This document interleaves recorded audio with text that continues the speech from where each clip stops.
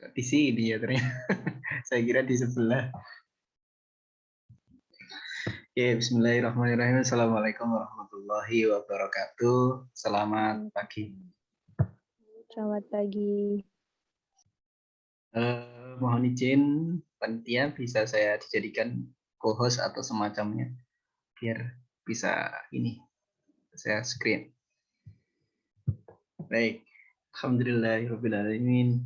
Puja dan puji syukur kepada Allah Subhanahu wa taala atas limpahan rahmat, kesehatan, dan tentunya keberkahan kesempatan di pagi ini kita bisa berkumpul dalam rangka diklat ya. Diklat dari KC Seskom Win Malang yang saya rasa merupakan organisasi yang sangat layak untuk mengemban visi dakwah ekonomi syariah. Teman-teman yang hari ini join di Zoom, teman-teman yang bergabung acara Seskom, organisasi Seskom, saya rasa adalah organisasi yang layak untuk diperhitungkan, direkomendasikan sebagai organisasi memiliki integritas, memiliki prestasi, lebih-lebih dari sisi mahasiswanya, kualitas kakak seniornya, dan prestasi yang beberapa tahun terukir karena prestasi teman-teman Seskom. Alhamdulillah saya diundang hari ini untuk mengisi diklat dari organisasi pelatihan atau diklat dari Seskom. Kedua salinya salawat dan salam semoga tercurah kepada Baginda Muhammad Shallallahu Alaihi Wasallam atas rahmat suri tauladan yang beliau Baginda Muhammad Shallallahu Alaihi Wasallam sampaikan, kita bisa memeluk agama ini dengan sebaik-baik cara memeluk sesuai tuntunan sunnah dan ajaran beliau. Teman-teman sekalian, tak lupa saya juga mengucapkan terima kasih kepada panitia, moderator Mbak Riri Novianti, ketua Mbak Dila, siapa? Oh, ya, ketuanya Mbak Dila atau Mas kok Mbak Dila? Mas, saya belum kenalan sama pengurus yang baru ya, pengurus Seskom yang saya tahu yang sebelum-sebelumnya. Di sini ada Muhammad Diva, ada ketua pelaksananya Mbak Dila. Oke. Baik teman-teman sekalian, saya diberi kesempatan kurang lebih 40 menit atau 60 menit dengan diskus ya. Saya ingin sampaikan betapa pentingnya kita ingin membicarakan topik hari ini. Biasanya kalau kita diklat atau kita melakukan pelatihan itu ada beberapa materi-materi yang sifatnya general kemudian ke spesifik. Teman-teman yang bergabung hari ini, yang ingin bergabung ke Seskom, Seskom itu organisasi apa? Saya rasa nanti akan dibedah. Kemudian orientasi tujuan organisasi kemana? Saya rasa itu pasti akan dibedah dalam setiap diklat ya. Nah, sebagaimana sudah disampaikan tadi ya oleh Mbak Riri, profiling saya atau profil, mungkin saya skip saja. Hari ini saya ingin menyampaikan tentang pengantar ekonomi ya dari sisi kajian dan penelitian. Oke, memang sebelumnya saya ini dosen Brawijaya, sekarang pun masih menjadi dosen Brawijaya. Istilahnya dosen tidak tetap ya. Kalau dosen tetapnya di UIN, dosen tidak tetapnya Brawijaya. Saya melakukan kolaborasi riset di beberapa bidang, terutama ekonomi dan moneter syariah. Oke. Ini profil saya saat mahasiswa ya. Kalau saya, karena ini audiensnya mahasiswa ya. Kalau audiensnya Bapak Ibu dosen ini nggak perlu saya tampilkan. Ini biar hanya memotivasi saya. Saya jadi mahasiswa itu saya sering melakukan apa ya, diklat-diklat semacamnya. Karena saya pernah ikut 10 organisasi saat mahasiswa. Dan itu saat dalam satu waktu, semester 1 sampai semester 3, 10 organisasi. Di atas semester 3 saya hanya memilih 3 organisasi yang saya yang saya geluti sampai saya menjadi ketua organisasi itu. Salah satunya 2 organisasi yang menurut saya masih membekas itu. Yang pertama CIES. CIES itu semacam Seskomnya UB. Jadi kalau di UIN kan ada Seskom. Kalau di Brawijaya itu ada namanya CIES. Center for Islamic Economic Studies. KC-nya UB itu namanya CIES. Saya pernah menjadi ketua di situ. Kemudian pernah jadi ketua FOSE Jawa Timur. Nah, kemudian selama mahasiswa saya pernah setidaknya membawa 15 medali juara. Rata-rata juara bergerak di bidang karya tulis, lomba karya tulis. Lomba karya tulis dan opini, menulis paper, menulis di koran, menulis essay, menulis karya tulis, gitu-gitu ya. Jadi memang sejak mahasiswa saya suka ini ya, suka riset, saya suka nulis. Nah, ini saya melakukan kegiatan sebagai mahasiswa itu tidak hanya di kampus, di perkuliahan, di kelas. Artinya pulang kelas, pulang kampus, pulang kuliah ya, atau kupu-kupu, kuliah pulang begitu. Atau kura-kura, kuliah rapat, aktivis. Atau kuda, kuliah apa? Kuda kuliah ini makan, kuliah makan. Oke. Itu saya lakukan saat kemudian saya masuk Brawijaya, S1 saya Brawijaya sampai S2. Jadi organisasi itu membawa kemanfaatan, salah satunya adalah bagaimana kita bisa mengatur manajemen kita, mengatur waktu, banyak pergaulan, banyak teman, banyak mencari network. Karena nanti pentingnya itu di pasca kampus ya teman-teman, adik-adik sekalian. Jadi ketika pasca kampus itu, saat kalian selesai skripsi, kemudian wisuda, itu pilihannya cuma 2. Anda melamar pekerjaan, mencari pekerjaan, atau membuat pekerjaan.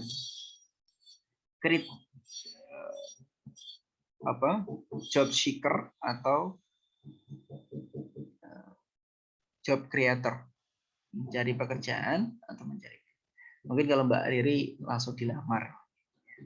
Ada yang ketiga, dilamar. Kalau yang lain melamar pekerjaan, kalau Mbak Riri dilamar. Nah, jadi pasca kampus itu pilihannya cuma 2. Nah, artinya untuk mempersiapkan pasca kampus ini kita harus banyak portofolio istilahnya. Portofolio itu apa? Portofolio itu profil yang bisa kita jual selama di kampus.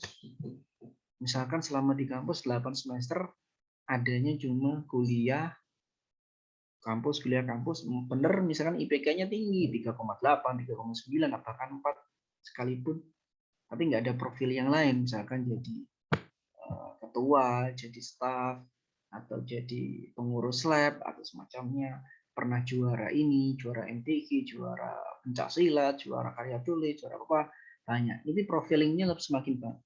Saya pun ketika menjadi HRD perusahaan, ketika saya melihat profiling dari seorang staf yang ingin magang atau staf karyawan saya yang ingin melamar di pekerjaan saya di perusahaan saya, pasti kan saya nggak hanya melihat IPK saja. Nah, portofolio dia selama di kampus 4 tahun itu ngapain. Nah, itu menjadi pertimbangan saya bahwa anak ini pernah ikut organisasi, pernah ketemu orang, pernah ketemu banyak orang, pernah memanage acara, tahu caranya ngatur, tahu tanya komunikasi, tahu caranya memanage.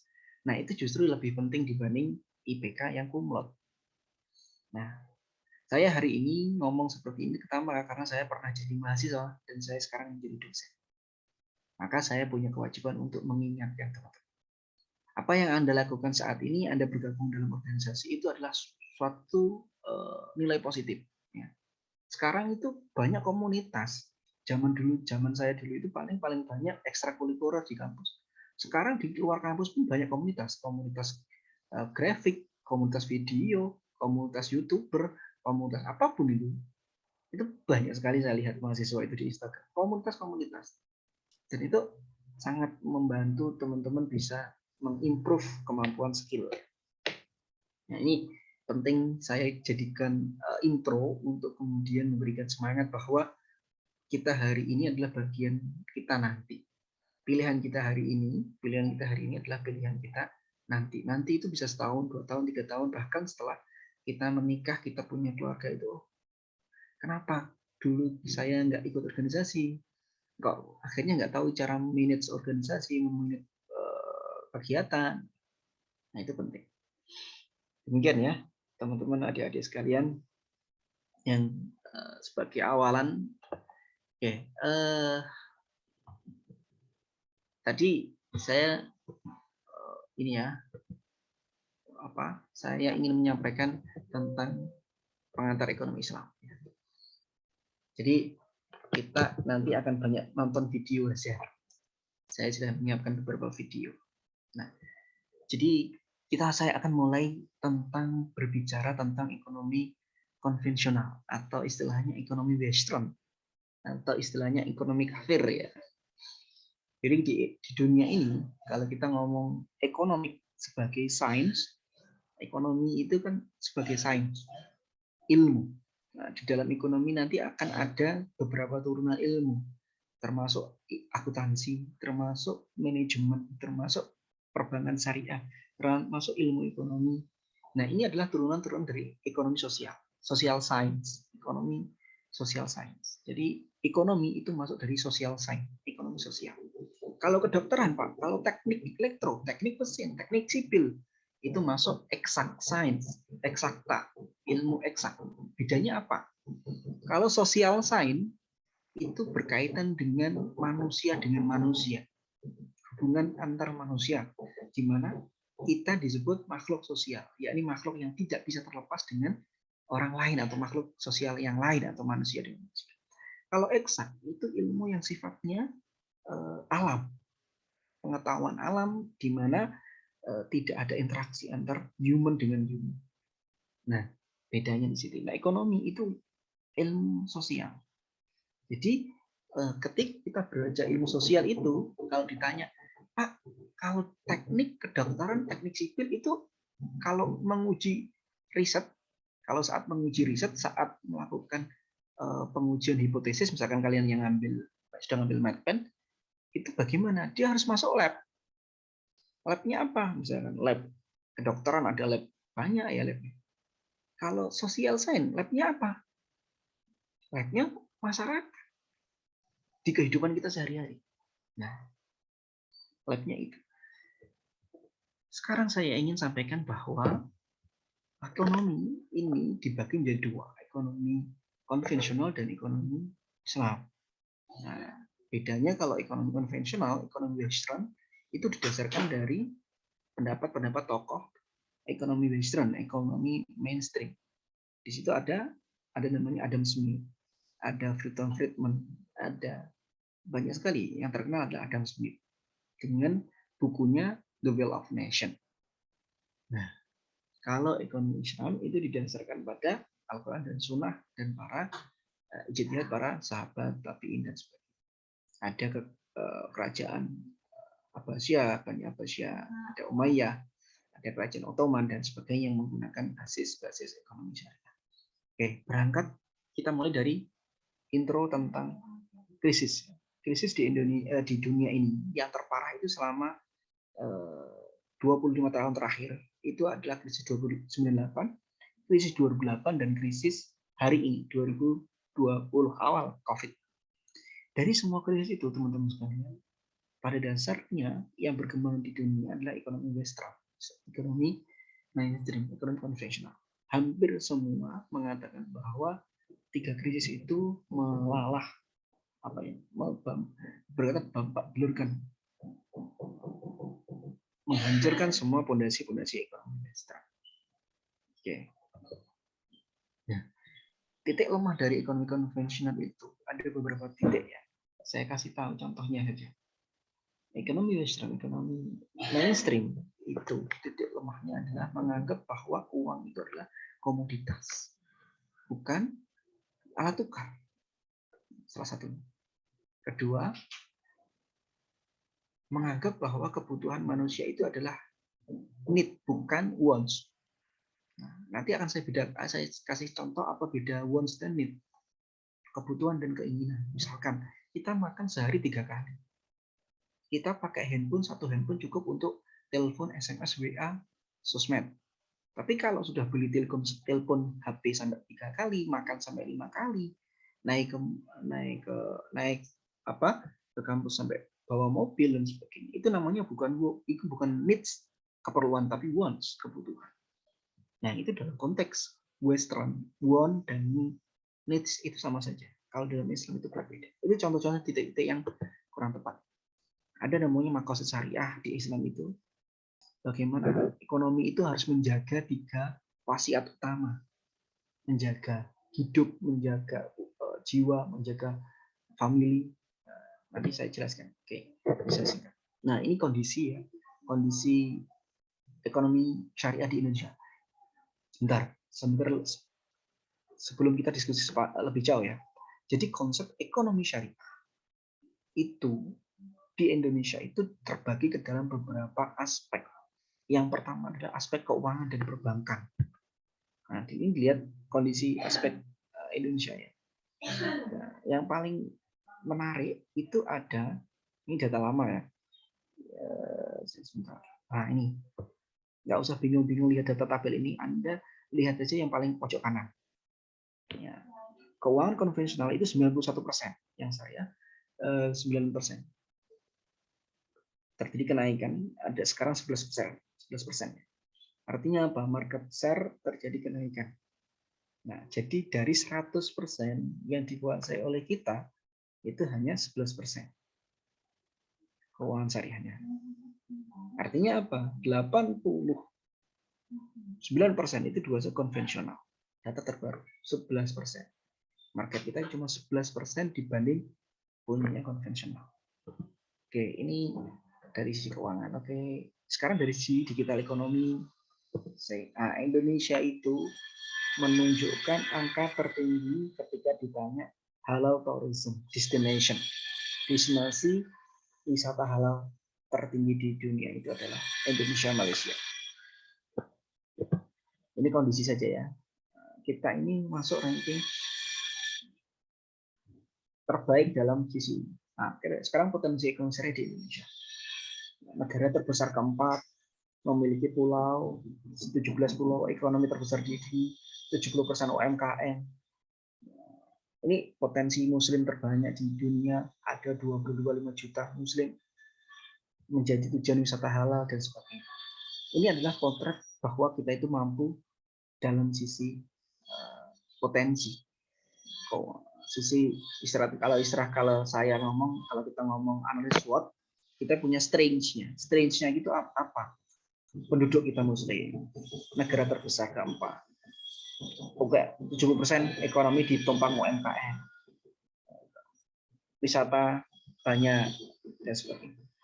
Oke, sekarang ini ya di Indonesia ini sebelum masuk ke definisi ekonomi Islam. Di Indonesia ini ada 6 ya fokus untuk meningkatkan ekonomi syariah. Biasanya teman-teman kadang bingung ya, apa Pak sih yang benar itu ekonomi Islam atau ekonomi syariah? Kalau saya cenderung mengatakan ekonomi syariah.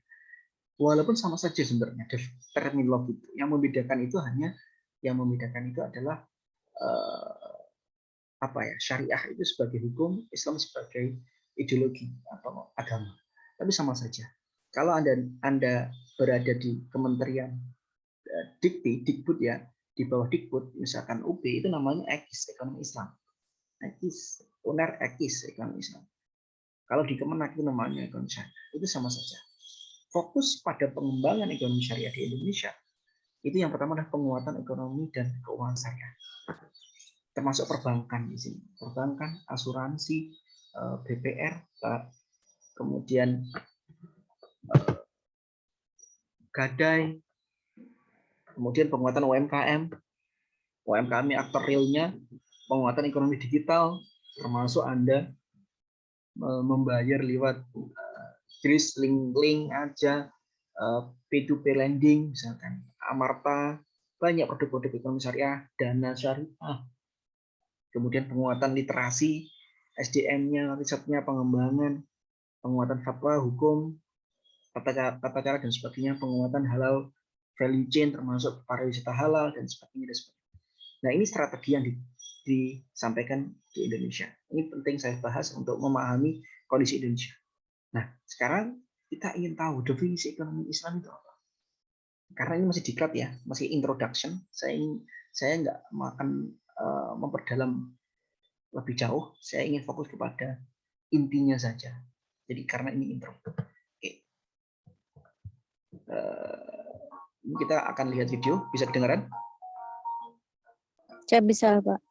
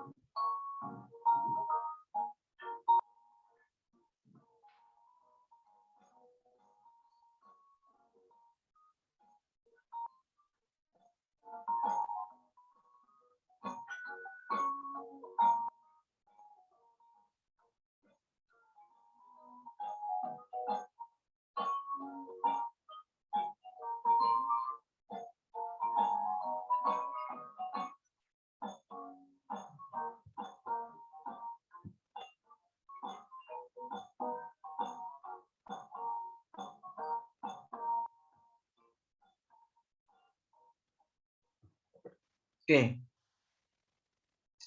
kita kembali ke sini. Oke, lihat ini saja ya. Ini terlalu dalam sains ya. Kita masuk Islam bukan sebagai definisi. Kata Islam atau syariah ini sebagai ideologi agama. Ya ayyuhalladzina amanu fi silmi kafah. Hai orang-orang beriman, masuklah agama secara keseluruhan, secara kafah.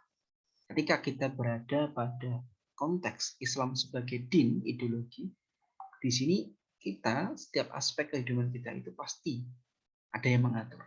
Fi silmi kafah secara utuh. Termasuk bermuamalah ekonomi, berhubungan dengan manusia. Tadi ekonomi berkaitan dengan jual beli, muamalah, jual beli, hutang, sewa, ya, kemudian gadai dan sebagainya. Nah, hubungan manusia dengan manusia yang berkaitan dengan ekonomi. Nah, pasti di situ ada aturan yang mainnya.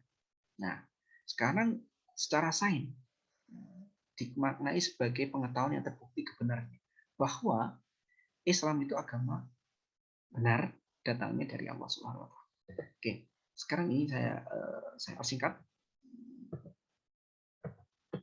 Oke, sekarang kalau kita belajar tentang definisi konvensional secara konteks ekonomi, Anda pasti kalau ditanya apa itu ekonomi secara konvensional, yakni ilmu yang mempelajari tentang perilaku manusia untuk memenuhi kebutuhan yang tak terbatas menggunakan faktor produksi yang terbatas. Ini biasanya definisinya seperti ini. Ini biasanya diambil dari definisi ekonomi Western. Ekonomi yang memenuhi perilaku manusia dengan kebutuhan yang tak terbatas, kebutuhan yang terbatas dengan faktor-faktor yang tidak terbatas.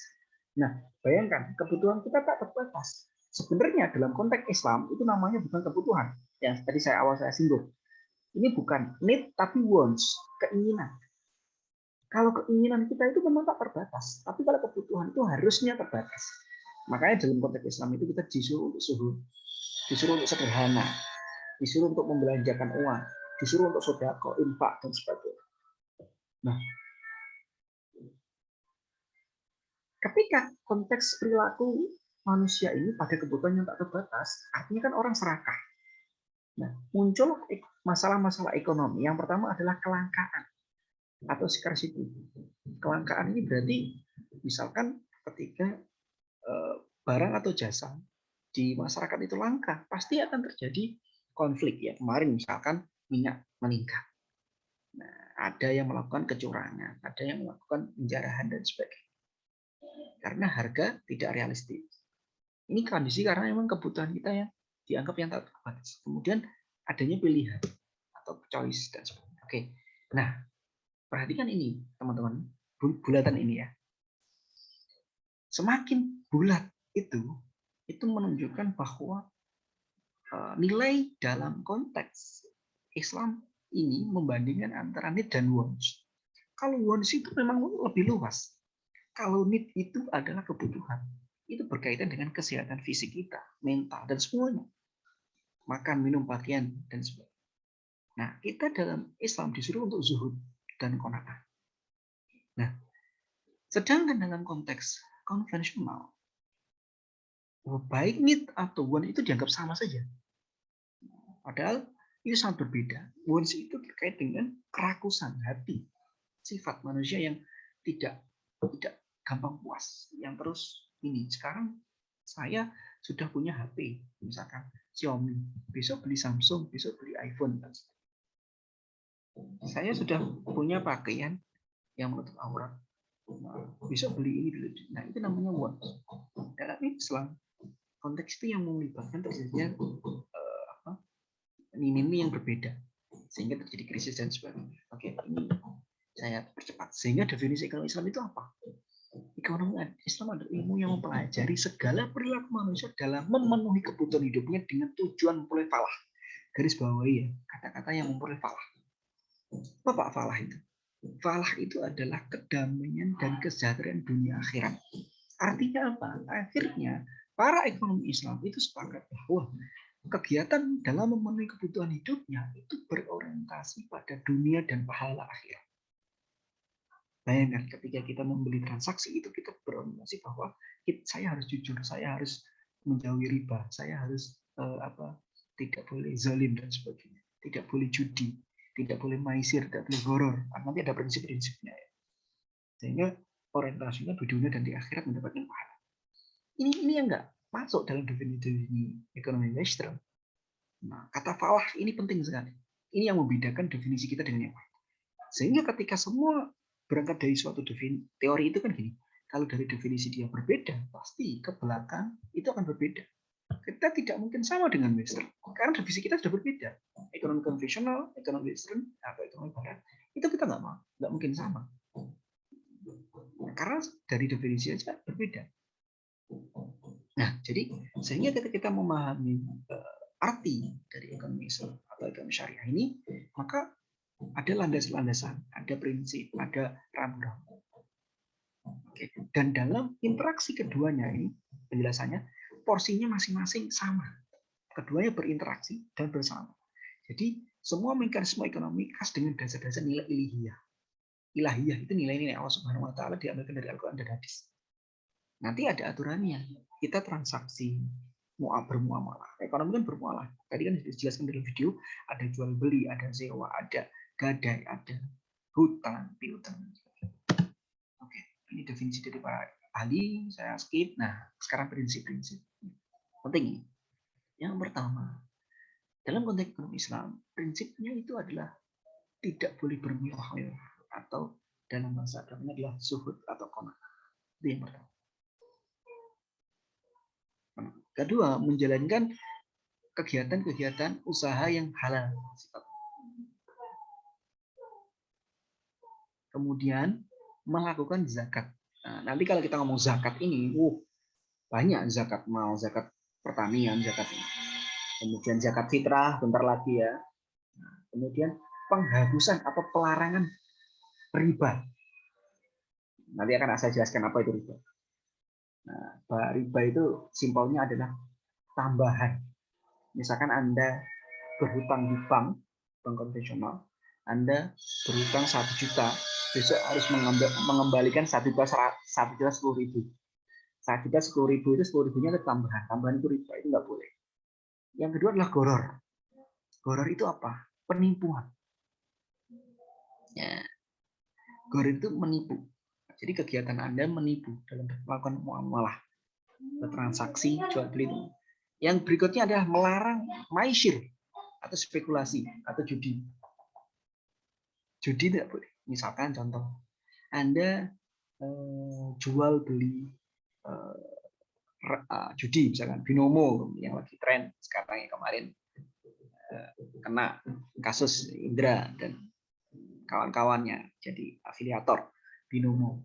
Nah, itu kan judi, mendapatkan harta dengan cara cepat, dengan cara membeli koin. Oh, ini menebak, ini koinnya 1 nomor 2, itu namanya judi. Nah, itu nggak boleh. Ini prinsip utama ya teman-teman.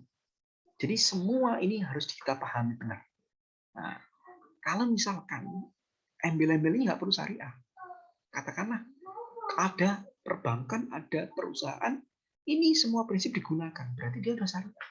Jadi nggak perlu perusahaan saya syariah, nggak perlu embel-embel. Kalian punya perusahaan, kalian punya lembaga, kemudian menggunakan prinsip ini, udah selesai, berarti dia syariah. Nah, ini yang sekarang dikampanyekan, kampanye perusahaan-perusahaan, kampanye lembaga-lembaga keuangan tanpa menggunakan kata-kata Islam atau syariah. Terkadang Islam dan syariah itu menjadi momok atau terkadang menjadi skeptik gitu ya, menjadi bad branding. Tapi kan yang utama adalah prinsipnya yang kita jadikan acuan. Oke, ini contoh video. Sekali lagi kita nonton video aja biar lebih tertanam.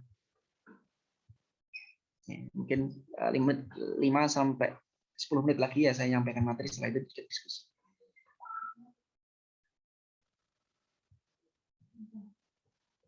Lihat videonya ya, mungkin sudah ada yang tahu. Ini berkaitan dengan riba.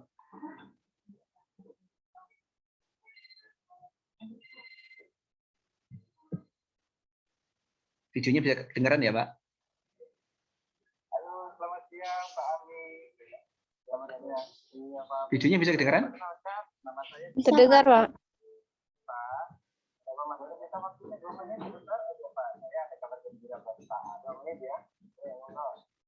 Begini Pak, katanya saya menawarkan ada produk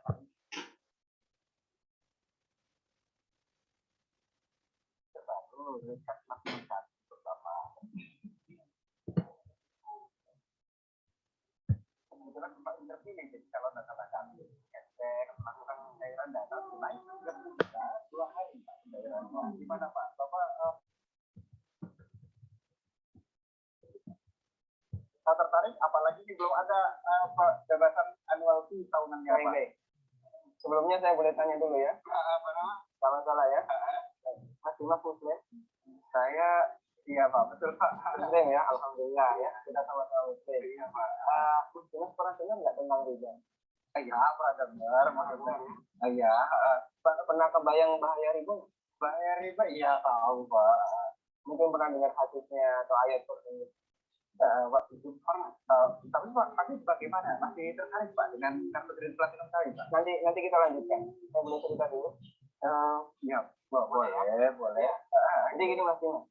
Coba Mas Dimas bayangkan kalau ada orang yang berzina sama ibu. Kira-kira respon masyarakat gimana? Semua orang sepakat baik ya. Mas, maksudnya gimana Pak? Kalau misalnya ada orang yang berzina sama ibunya, semua orang akan menganggap dia melakukan perbuatan yang maksiat. Ya bejat itu Pak. Oh, bejat sekali ya. Bejat Pak. Baik, kita sama-sama sepakat untuk itu. Ya. Begini, nanti salah menyebut bahwasanya riba itu ada 73 pintu. Pintu yang paling ringan, kata Nabi SAW, dosa riba itu seperti berzina. Itu nilai dosa riba yang paling ringan. Coba kalau Anda tadi tawarkan 30 juta itu berapa nilai ribanya? Ya, saya lanjutkan boleh? Ya, kita lanjutkan dulu ya. Saya sebutkan, ada beberapa fase kehidupan manusia. Orang yang makan riba semuanya mendapatkan azab dari Allah. Pertama, ketika di dunia, orang yang makan riba itu ditantang perang oleh Allah. Coba Mas bayangkan. Kata Allah Subhanahu wa taala, ya ayyuhalladzina amanu taqullaha wa dharu ma baqiya minar riba. Wahai orang yang beriman, bertakwalah kepada Allah dan tinggalkan semua bentuk riba. Fa in lam taf'alu fa'danu bi harbin minallahi wa rasul. Kalau kamu masih ngeyel, enggak mau meninggalkan riba, umumkan perang dengan Allah dan Rasulnya. Coba, kalau kita ditantang perang oleh Allah dan Rasulnya, kira-kira ada nggak peluang untuk menang? Nggak ada ya. Ini yang pertama. Yang kedua, orang yang mati dalam kondisi membawa dosa riba, makan riba, nanti dia akan dihukum di kuburan dalam bentuk berenang di sungai darah. Masya Allah, berenang di sungai darah. Kata Nabi SAW, dia pernah menceritakan mimpinya, mimpinya itu wah. Nabi SAW pernah melihat ada orang yang berenang di sungai darah, kemudian di tepi sungai ada orang yang membawa batu. Setiap orang ini berenang menepi tarik batu ke mulutnya, kemudian balik ke tengah. Ini yang kedua. Di alam kubur dia mendapatkan azab berupa berenang di sungai darah. Yang ketiga, fase ketiga Pak. Ya, dia mendengar fase sanggup mendengarkan. Iya Pak. Tapi iya Pak. Ketika orang ini dibangkitkan oleh Allah dari alam kubur, itu dibangkitkan oleh kondisi poyongan. Allah Subhanahu wa taala bercerita, alladzina ya'kuluna riba la yaqumuna illa kama yaqumu alladhi yatakhabbathu syaitan minal mas. Orang yang makan riba, mereka akan dibangkitkan pada hari kiamat dalam kondisi poyongan seperti orang yang keracunan. Iya Pak. Artinya yang lain berjalan normal, sendiri semuanya. Kemudian yang keempat, tadi sebelum hisab ya, ketika dia dibangkitkan sebelum hisab dia sudah dihisab. Yang keempat setelah dihisab, orang yang makan riba itu kan makan harta haram ya. Iya Pak. Makan harta haram, kita sepakat itu. Kalau kemudian daging kita tumbuh dari sesuatu yang haram, berhak nggak dapat surga? Enggak Pak. Layak nggak dapat surga? Enggak Pak. Sementara tempat di akhirat cuma ada 2 pilihan. Kalau nggak surga, nah, maka kata Nabi SAW, kullu lahmin nabata min suhtin, setiap daging yang tumbuh dari sesuatu yang haram kata beliau, annar Allah. Iya Pak. Akan layak Nabi. Coba, Mas Dia juga perhatikan dalam 4 fase kehidupan orang yang makan riba itu semuanya sengsara. Ketika masih hidup di dunia dia ditantang perang oleh Allah, Ketika mati dia berenang di sungai darah, ketika dibangkitkan dalam kondisi semboyongan, setelah sifat dia ditempatkan di Allah. Ada tawaran yang lain? Ampun Pak, masih dilanjutkan? Ampun Pak, masih bisa renungkan beberapa poin yang kita sampaikan. Kalau misalnya ada sesuatu yang belum jelas, tidak masalah, hubungi saya lagi. Akan lanjutkan di sisi yang lain. Bisa? Bisa. Terima kasih ya. Assalamualaikum. Waalaikumsalam.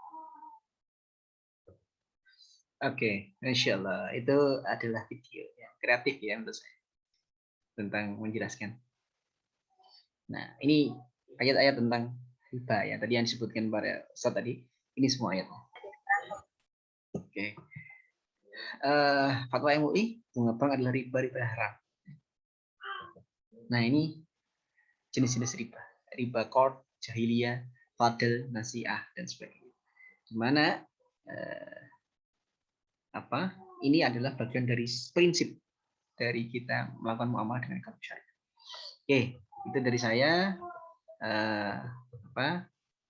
Terakhir, monggo kalau ada diskusi, Mbak Riri. Baik, terima kasih Pak Ferry atas penyampaian materi yang tentunya sangat bermanfaat ya bagi kita semua. Nah, semoga apa yang sudah disampaikan oleh Pak Ferry tadi bisa menambah pengetahuan kita terkait ekonomi Islam khususnya. Nah, kita sekarang memasuki sesi diskusi atau tanya-jawab. Bagi teman-teman yang memiliki pertanyaan, boleh menuliskan pertanyaannya di kolom chat dengan format nama, underscore kelompok, underscore pertanyaan. Kita mengadakan sesi diskusi ini sampai pukul 10.30. Jadi bagi teman-teman yang memiliki pertanyaan, segera menuliskan pertanyaannya. Nanti teman-teman boleh untuk membacakan pertanyaannya dengan on-mic secara langsung. Silakan ya teman-teman yang memiliki pertanyaan mengenai materi tadi. Oke, sambil teman-teman ngecat ya, Mbak Riri, saya ingin putarkan video lagi. Sambil bertanya silakan ya. Ini video tentang asal muasal ekonomi Western. Jadi ekonominya dari mana ekonomi Western yang menguasai global, ekonomi dunia ini dari mana dan mengapa dia rentan dengan krisis. Ini ditanya. Sambil ngecat ya teman-teman, sambil bikin pertanyaan ya, jangan hanya nonton video, nanti kita bisa diskusi. Oke, silakan dengarkan. In the long, long ago, people thought they traded things they had for things they want. I'll trade you my raspberries for that there Popeye. Pada mulanya, orang bertransaksi dengan tukar-menukar barang atau disebut barter. Transaksi ini dirasa kurang praktis karena harus bawa-bawa barang kemana-mana. Then one day, a gold popped up and said, lalu datanglah bankir pedagang emas memberi solusi agar transaksi perdagangan jadi lebih praktis. Now everybody thinks gold is valuable, so why doesn't everybody trade gold for things they need? Brass was sent for gold, and now it was very easy to conduct commerce because people could trade gold for all the things they need. Maka dimulailah babak baru. Emas, juga perak dan tembaga dijadikan alat tukar alias uang. Ini adalah kondisi ideal, sebab emas itu ada nilai intrinsipnya. Jadi, uang itu betul-betul ada harganya. Look at all my gold! Hey, stop them! That's my gold! Tapi, jika emasnya banyak, awan dicuri atau dirampok orang, maka para bankir pedagang emas datang kembali memberi solusi. Say there, Kyle, I've got a Volvin cigar. I can keep your gold safe for you. For a small fee. Yeah, sure, that'd be awesome. You see, Pop, this is how the first banks saved money. Maka dimulailah era baru. Awalnya, bank menjadi tempat simpanan emas para nasabah. There you go, Kyle. I owe you 100 gold coins. Selanjutnya, permainan berubah. Nasabah yang menitipkan emas pada bankir diberi tanda terima berupa kertas yang istilahnya IOU. Saya berutang padamu. Inilah asal muasal uang kertas. Bank menjadi sentra peredaran uang. Jadi sebenarnya IOU alias uang kertas itu adalah surat utang, bukan uang sungguhan. Dan yang namanya bank sentral itu dari dulu memang swasta. Negara tak ikut campur urusan peredaran uang. Sama seperti sekarang, pemerintah Indonesia Presiden Republik Indonesia tak boleh ikut campur urusan peredaran uang. Inilah sistem yang diterapkan di seluruh dunia sejak dulu. Okay, great. Come back anytime and redeem your gold when you want. It'll be right here in my vault. Now you're holding the very first paper money.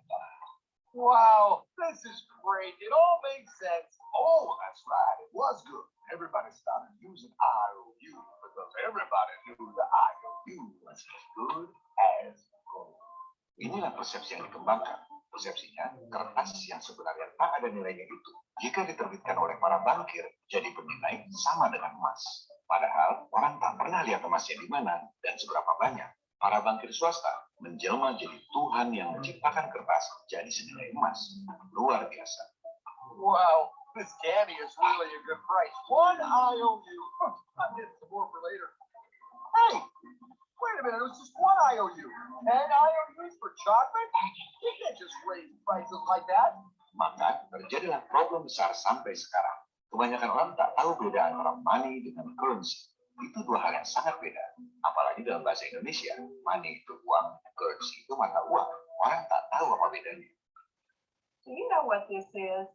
Now, you may be thinking you, of all people, should know that you're holding money, but I'm making a point with a kind of tricky question. What I'm really holding is currency. Currency and money are actually very different. Uang alias money itu ada nilai intrinsiknya. Emas ada harganya. Zaman barat dulu, kambing ada harganya. Ayam ada harganya. Sebaliknya, uang kertas alias currency itu tak ada nilai intrinsiknya. Akibatnya apa? Inflasi. Harga-harga melambung tinggi. Currency fluctuates in value and over the long run becomes worth less and less. And that's also known by another name, inflation. I call inflation the silent currency killer because you can't see it, you can't hear it, you can't smell it. You just get hit by it. When you go to the grocery or the gas station or go to buy a car, zap, the price is higher. It gets you as surely as a rattlesnake bites you. At least a rattlesnake has the courtesy to warn you. So consider this video your warning. Inflation will kill your savings if you let it. Inilah sistem yang menguntungkan segelintir elit yang punya hak cetak duit dengan merugikan umat manusia lain di dunia. That's not fair. Oh, if you think that's not fair, you're going to love the next part. What's he doing? How to make big money pile? Problem pun bertambah lagi. Semua orang mengira bahwa uang kertas yang diterbitkan oleh bankir itu di-backup dengan emas. Awalnya kan orang memang taruh emas dapat surat utang IOU. Jadi wajar saja jika orang mengira uang kertas itu pasti ada backup emasnya. Padahal tidak. Para bankster itu nyetak duit tanpa backup emas, modal dan pool. Coba Anda lihat laporan Dewan Gubernur Federal Reserve. Berapa jumlah dolar yang diedarkan? 1,4 triliun dolar. Kemudian Anda lihat situs resmi Departemen Keuangan Amerika. Berapa cadangan emas Amerika? Hanya 11 miliar dolar.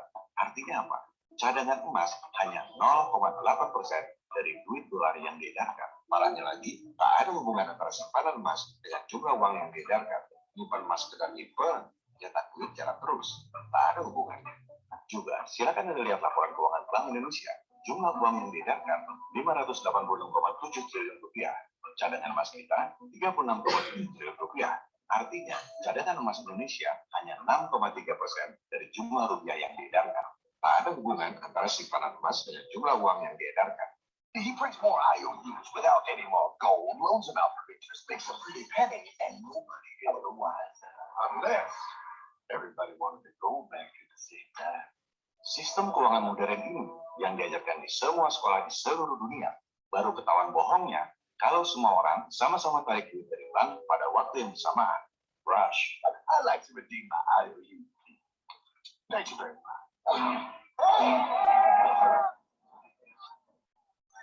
Back now! I love the bank run, bringing people together. See, they all found out he was stealing, made a run of the bank and demanded their gold. But as you can see, there ain't no gold again. Mari kita dalami tentang uang dan bankster ini. Motivasi di balik kebohongan Bumi Glow. Bank berasal dari kata bench bahasa Inggris, yang asalnya dari bahasa Italia, banca, yang artinya bangku.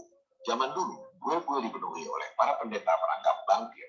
Mereka berdagang di sekeliling kuil dengan menaruh bangku-bangku penukaran uang emas, bangka, bank. Mereka sebenarnya tak peduli Tuhan mana yang disembah di kuil itu. Yang penting, para jemaat yang datang ke kuil itu berdagang dengan mereka. Para jemaat menjadi nasabah bankir pendeta. Itulah aktivitas yang terjadi di semua tempat-tempat peribadatan kuno. Kita sama mengetahui bahwa Ka'bah sebelum periode Islam menjadi tempat pemujaan berhala. Sebelum kemudian berhala-berhala itu dianjurkan oleh Nabi Muhammad SAW. Ajaran Islam sendiri mengharamkan riba alias praktek membungakan uang. Para bankir pendeta menaruh bangku-bangku tempat berdagang di kuil yang mana saja. Apapun agamanya, apapun Tuhannya, para bankir pendeta tetap praktik di situ. Kemudian, seperti yang dijelaskan lewat film kartun tadi, jika bankirnya korup dan nasabah tak bisa tarik kembali emasnya, nasabah pada ngamuk dan menjungkir balikan meja alias bangku atau bangka itu. Dari situlah timbul istilah bankrupt alias bangkrut. Bagi rekan-rekan yang beragama Kristen, tentu mengetahui kisah Nabi Isa atau Yesus menjungkir balikan bangku-bangku tempat berdagang di tempat ibadah. Itulah yang disebut bankrupt. Nabi Isa atau Yesus membangkrutkan para pendeta bangkir. Jadi, sistem ekonomi berbasis bank sentral dan sekolah swasta yang motivasi sebenarnya adalah mencari profit yang diajarkan di semua sekolah di seluruh dunia sebenarnya bertentangan dengan ajaran agama. Kenapa? Karena ajaran agama mengharapkan sistem yang dibuat untuk menguntungkan segelintir orang dengan merugikan umat manusia yang lain. Itulah sistem uang kertas yang ada di dompet Anda yang didesain oleh para bankster. Oke, silakan. Paham ya? Baik, sudah ada beberapa pertanyaan dari teman-teman di kelas. Mungkin yang pertama ada pertanyaan dari Kiki, dari kelompok 4. Kiki mungkin bisa menyampaikan pertanyaannya langsung kepada Pak Ferry dengan on-mute. Oke, silakan. Siap, bisa. Siap, terima kasih moderator. Mohon izin bertanya Pak sebelumnya, izin memperkenalkan diri, nama saya Rizky Wijayanti dari Fakultas Tarbiyah Prodi Pendidikan Agama Islam. Tadi saya menanyakan mengenai mungkin perbedaan dari denda dan riba. Nah, dalam contoh kasusnya itu ketika KPR rumah atau KPR tanah gitu ya Pak, kan ada tenor tertentu gitu. Nah, ketika ada seorang pembeli menggunakan sistem KPR tersebut, ketika jatuh tempo tidak segera membayar seperti itu kan dikenakan denda. Nah, bagaimana hukum denda tersebut? Terima kasih. Oke, baik. Terima kasih pertanyaannya. Dalam ekonomi Islam, secara teori, secara prinsip, tidak ada namanya akad zalim. Ya. Akad zalim itu ketika kita membeli dengan kredit. Membeli dengan kredit itu boleh ya. Membeli dengan kredit itu nggak boleh. Nanti saya ilustrasikan. Yang tidak boleh itu adalah ketika kita membeli, misalkan contoh yang saya lakukan ya di perbankan syariah. Nah, ini bedanya ya, bank konvensional sama bank syariah. Misalkan gini, saya membeli rumah seharga 100 juta. Nah, karena saya hanya punya uang 20 juta, sisanya kan kurang 80 juta. Kalau di bank konvensional itu kita dihutangi, akadnya hutang senilai 80 juta tadi. Nah, untuk dibayarkan ke yang memberikan yang jual rumah. Nah, saya diberikan 80 juta, dihutangi istilahnya, kemudian saya bayarkan 80 juta itu ke developer yang punya rumah. Terus saya nyicilnya ke bank. Sampai jatuh tempo, ternyata setelah jatuh tempo selama katakanlah 5 tahun, uangnya yang saya dipinjami 80 juta tadi jadi katakanlah 120. Berarti ada 40 juta. Nah, 40 juta itu menjadi keuntungan perbankan. Nah, keuntungan perbankan. Dan ini namanya akad zalim. Dan ini namanya riba, nggak boleh. 40 juta ini tambahan. Nggak boleh. Nah, kalau Islam, bank syariah itu di mana bedanya? Bedanya di sini. Ketika saya punya 20 juta, kurang saya 80 juta, itu bank itu membeli dulu rumahnya. Misalkan harga rumahnya dijual 100 juta, sama bank dibeli. Nah, atas nama bank. Kemudian sama bank itu dijual ke kita. Dijual ke kita dengan harga 130 misalnya. Mas Ferry, ini sudah saya beli atas nama saya jual ke Anda 130 dan silahkan dicicil selama 10 tahun. Nah, itu baru boleh. Itu boleh kalau seperti itu ya. Jadi saya nyicil ke bank yang membeli tadi seharga 130. Memang jatuhnya lebih mahal. Karena selisih itu tadi kan menjadi keuntungannya perbankan. Nah, yang berikutnya setelah saya membeli sepakat dengan harga 130 juta, saya nyicil. Katakanlah selama 10 bulan per bulannya kena 1 juta. Nah, di bulan depan saya bayar 1 juta. Bulan sekarang 1 juta, bulan depan 1 juta. Bulan depannya lagi saya nggak mampu membayar karena belum ada gaji, belum ada pemasukan. Dalam Islam itu tidak boleh dikasih denda. Karena Islam menganut prinsip profit loss sharing. Keuntungan dan kerugian diseringkan, dibagi rata. Kalau konvensional, yang profit saja yang dibagi rata, kerugian tidak. Nah, ketika saya nggak membayar cicilan dan kemudian jatuh tempo belum bayar nyicil, tidak boleh kena denda. Hanya diingatkan sampai kapan dia mampu menyicil. Ternyata saya nggak mampu terus akhirnya nggak mampu, ya sudah. Berarti kalau nggak mampu diselesaikan akadnya. Biasanya di take over, diambil bank perbankan, dijual ke nasabah yang mampu keuangan. Jadi ketika ada denda itu haram, nggak boleh. Minimal ini yang saya lakukan dan saya kebetulan punya KPR juga di Bank BSI, Bank Syariah Indonesia. Saya tidak promo, saya ini pengalaman saja. Sempat deadline belum saya bayar. Akhirnya sama cuma diingatkan, Pak Ferry jadwalnya membayar, tidak ada pendendaan, tidak ada denda, tidak ada sita dan sebagainya. Itu kalau bank syariah. Begitu ya. Bisa dipahami, Mbak siapa tadi? Mbak Kiki. Siap. Jadi misalkan ada seperti KPR itu tadi terus tidak mampu bayar, jadi intinya dioper kreditkan gitu ya, Pak? Gini, kalau dari sisi Ke kita nasabah lain yang mampu gitu. Ya, kalau dari sisi nasabah, misalkan kita nggak mampu bayar, nah dalam hukum Islam itu kita tidak boleh denda. Denda itu haram. Nah, biasanya cuma apa? Teguran lisan, teguran tertulis dan sebagainya sampai katakanlah bulan Mei, besok ya bulan Mei tanggal 10 saatnya bayar kredit, bayar cicilan.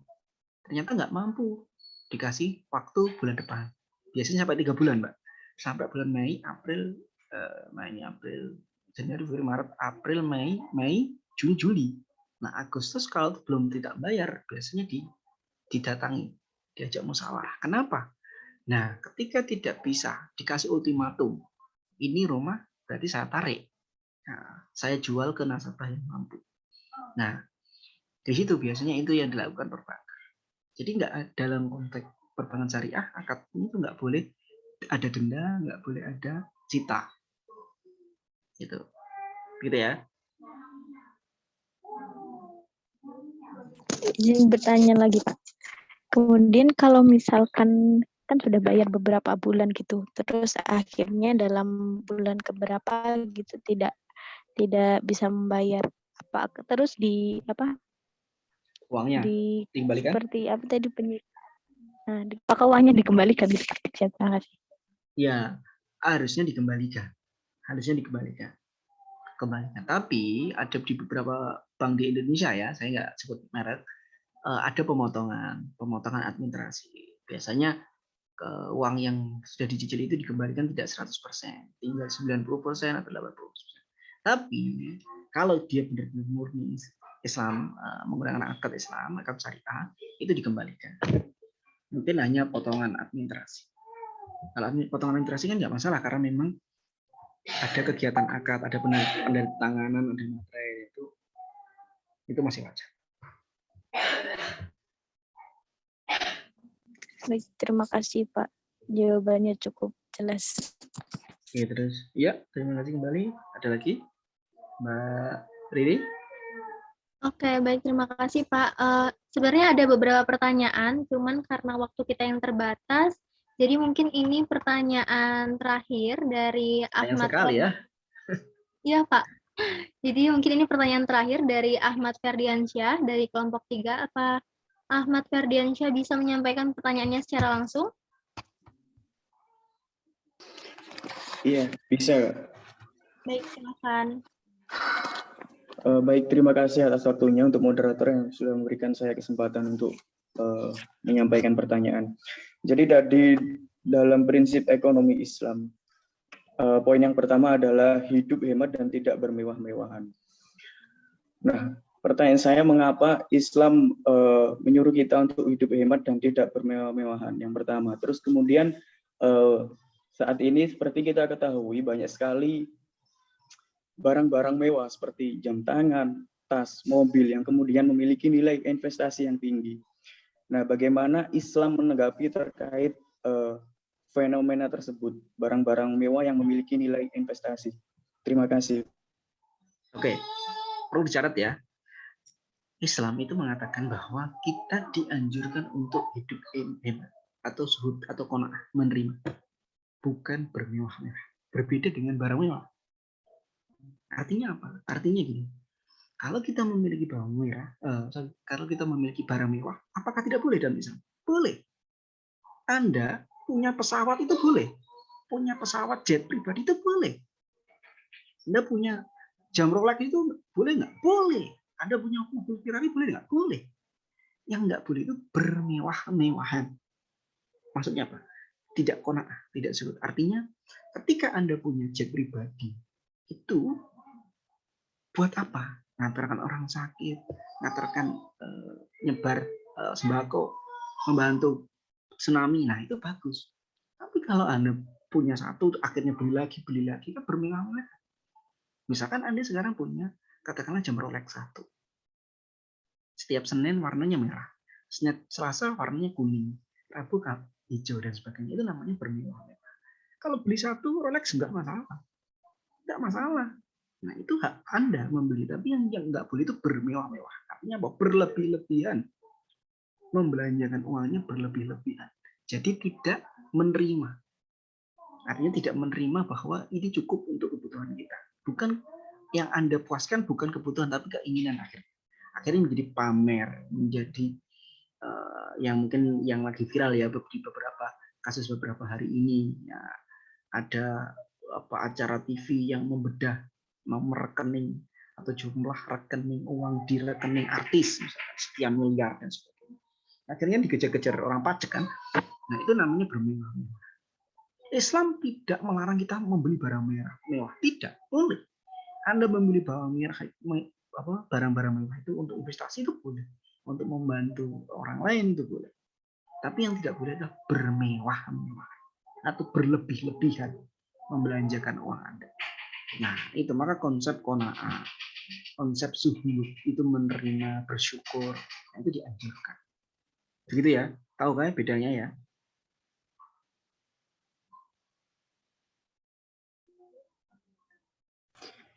Iya, baik. Terima kasih atas jawabannya, Pak. Mungkin feedback. Kalau kemudian misalkan Silakan. Kita membelinya itu atas dasar bahwasannya ya investasi. Lalu kemudian kita membeli lagi karena memiliki nilai investasi tersebut. Itu bagaimana, Pak? Oke, sekarang begini. Apa yang barang mewah yang dianggap investasi? Contoh, rumah, Pak. Baik. Rumah itu kategori barang investasi dan barang mewah. Kita membeli satu, kita punya uang katakanlah satu, beli rumah mewah misalkan di Malang. Kemudian beli lagi di Batu. Karena apa? Ada motifnya investasi. Apakah itu dilarang? Boleh. Tapi perlu dicatat. Harta yang Anda beli itu ada namanya harta milik orang lain. Ketika sudah masa nisab harus dizakatkan. Nah, itu harus dizakatkan. Misalkan Anda punya emas berapa kilo, sudah masuk nisab 84 gram, harus dizakatkan. Pun sama, rumah juga harus dizakatkan. Terlepas dari pajak ya, harus ada zakat. Nah, itu masuk kita, Islam menjaga bahwa kita itu punya harta itu tidak hanya dalam rangka untuk memenuhi batin kita saja, untuk gaya-gayaan, tapi ada hak orang lain. Satu, itu yang poin pertama. Poin yang kedua, ketika Anda membeli rumah itu dalam rangka investasi, selama Anda membeli rumah itu bermanfaat nggak rumah? Jangan-jangan cuma dibeli terus didiamkan. Tidak ada yang ngisi, tidak dikontrakkan, nggak disewakan. Artinya tidak ada kemanfaatan. Nah, itu dilarang juga. Itu namanya Anda tidak mensyukuri nikmat. Nah, artinya beli rumah cuma didiamkan biar nanti naik sendiri tanahnya. Enggak. Lebih baik dikasih dibuat kos-kosan, disewakan, kegiatan biar ada kegiatan dan sebagainya. Itu contoh. Jadi kata kuncinya apa? Boleh berinvestasi dengan barang mewah itu boleh. Tetapi kita ada hak harta dari uang yang Anda belanjakan. Jadi nanti kena zakat. Kalau itu zakat rumah berarti masuk zakat mal ya. Kemudian ada kalau itu pertanian berarti ada zakat pertanian. Kalau itu ada emas ya zakat emas. Dan itu ada. Nah, itu menjaga nilai. Itu adalah prinsip dari Islam. Terus yang kedua, kemanfaatan dari membeli itu apa? Harus ada kemanfaatan. Tidak boleh kan sekarang ada undang-undang agraria. Undang-undang agraria itu mengatakan gitu, yang baru diketok tahun 2021. Saya kalau nggak salah bunyinya seperti ini. Kalau ada tanah kosong selama 10 tahun tidak digunakan akan ditarik ke negara. Itu undang-undang agraria. Tanah kosong selama 10 tahun tidak ada yang digunakan. Misalkan tidak ada bangunan di situ, tidak ada kegiatan apapun, akan ditarik ke negara.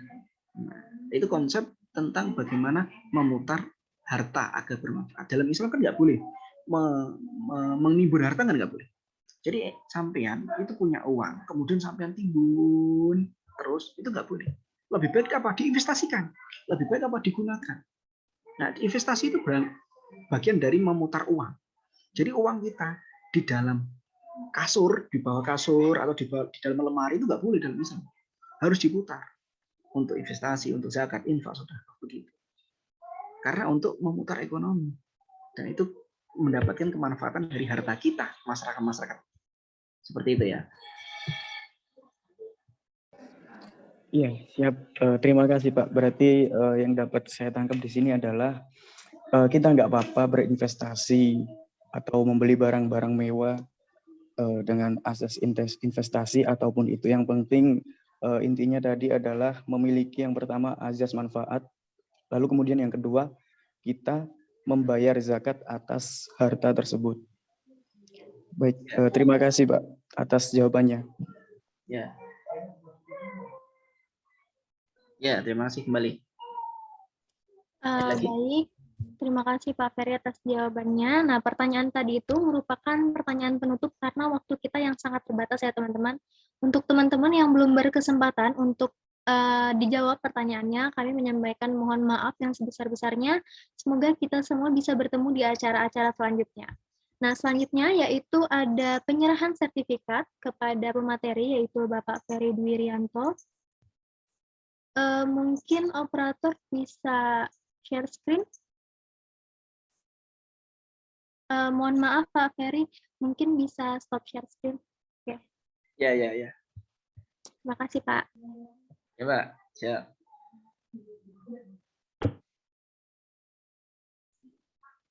Oke, berikut ini adalah sertifikat sebagai tanda terima kasih dari teman-teman KCSSCOM UIN Malang. Mungkin untuk teman-teman peserta diklat juga dimohon untuk on cam ya, karena kita akan mengadakan sesi foto bersama sebagai dokumentasi pada materi yang pertama ini. Gimana mungkin operator akan memimpin sesi dokumentasi pada kali ini?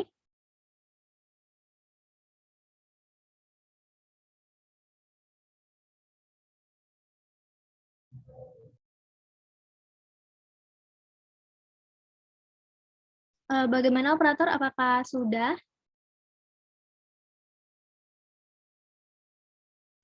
Oke, sebentar ya, Mbak. Oke.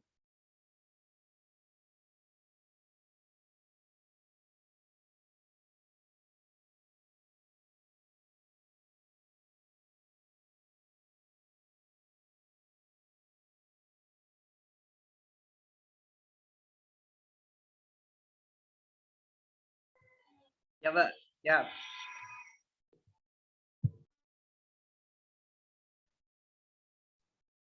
Sudah ya, operator?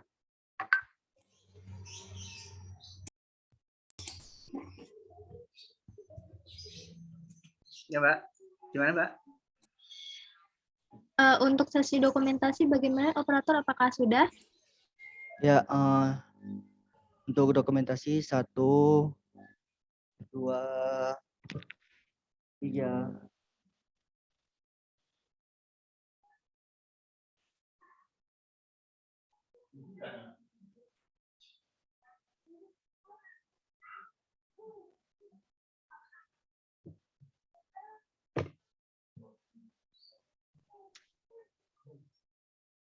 Baik, terima kasih. Kami mengucapkan banyak terima kasih kepada Bapak Ferry selaku pemateri pada materi pertama di Diklat Ekonomi Islam yang ke-11 KAC Seskom UIN Malang. Semoga ilmu yang disampaikan tadi bisa memberikan manfaat kepada kita semua terkait ekonomi Islam khususnya. Saya juga mau mengucapkan terima kasih kepada teman-teman Diklat Ekonomi Islam yang ke-11 yang sudah mau mendengarkan dan juga memperhatikan materi ini dengan seksama. Dan tak lupa pula, saya mengucapkan banyak terima kasih kepada teman-teman dari Seskom UIN Malang yang telah membantu menyukseskan acara ini. Nah, dengan berakhirnya sesi dokumentasi tadi, maka berakhir pula sesi diskusi kita pada pagi hari ini mengenai materi pertama, yaitu ekonomi Islam. Mari kita tutup acara ini dengan bacaan hamdalah bersama-sama. Alhamdulillahirrahmanirrahim. Sekian dari saya, apabila ada salah mohon dimaafkan. Saya Riri Novianti, pamit undur diri. Wassalamualaikum warahmatullahi wabarakatuh. Saya kembali ke Mbak Ikma seremoni. Terima kasih. Waalaikumsalam. Sama-sama. Baik.